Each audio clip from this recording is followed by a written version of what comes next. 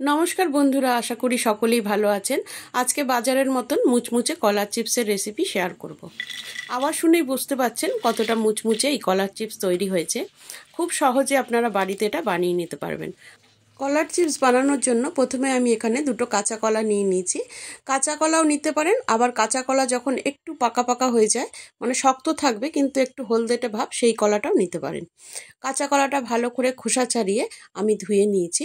ধুয়ে নেওয়ার পরে খুব ভালো করে কাপড় দিয়ে কিন্তু কাঁচা কলাগুলো মুছে নিতে হবে, যাতে জল না থাকে। আর শুকনো করে নিতে হবে, তাতে চিপসগুলো খুব ভালো তৈরি হবে। এই কলার চিপস যদি বানিয়ে রাখেন স্ন্যাক্স হিসেবে বা ডাল ভাতের সাথেও কিন্তু অনায়াসে খেতে পারবেন, আর বাচ্চারাও কিন্তু খুব ভালোবাসে এই চিপস খেতে। এইবার এই রেসিপিটা তৈরি করার জন্য একটা বাটিতে আমি নিয়ে নিচ্ছি 1 চামচ লবণ, আর নিয়ে নিচ্ছি হাফ চামচের মতন হলুদ। অল্প জল দিয়ে এই মিশ্রণটা গুলে রেখে দেব। চিপস ভাজার জন্য একটা কড়াইতে খানিকটা তেল গরম করে নিচ্ছি। একটু বেশি পরিমাণেই তেল দিতে হবে। আর এরকম একটা চিপস কাটার সাহায্যে আমি চিপস কেটে নেব। অল্প অল্প করে চিপস এই গরম তেলে দিয়ে দেব। এই সময় গ্যাসের ফ্লেমটা মিডিয়ামে রাখতে হবে, হাই করে দিলে হবে না, তাতে চিপসগুলো পুড়ে উঠবে। আর আস্তে আস্তে চিপসগুলো ভাজতে হবে, দেখবেন খুব সুন্দর ক্রিস্পি হবে।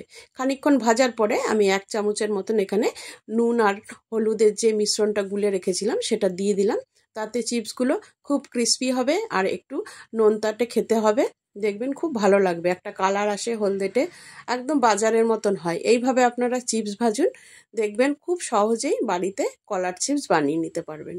একই রকমভাবে আমি সমস্ত কলার চিপসগুলো ভেজে তুলে নেব। তাহলে দেখতেই পেলেন কত সহজ পদ্ধতিতে বাড়িতেই কলার চিপস বানানো যায়।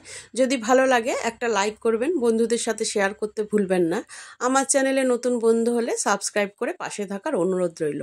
আর এই রেসিপিটা আপনাদের কেমন লেগেছে কমেন্ট করে কিন্তু অবশ্যই জানাবেন। দুটো কলা দিয়ে দেখুন কতগুলো চিপস তৈরি হয়েছে। আপনারা এইভাবে অবশ্যই বাড়িতে একবার ট্রাই করে দেখুন।